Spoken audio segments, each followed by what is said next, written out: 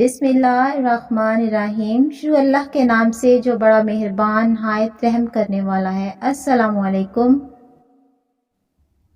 ایک شخص نے حضرت علی رضی اللہ تعالی عنہ سے پوچھا، یا علی، ہمارے دل میں کسی دوسرے کے لیے اتنی محبت کیوں پیدا ہو جاتی ہے؟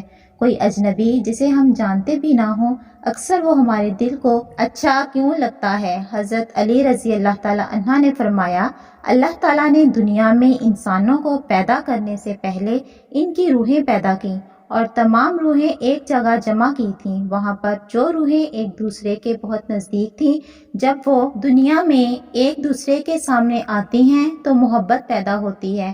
اصل میں روحوں کے ملنے سے محبت پیدا ہوتی ہے۔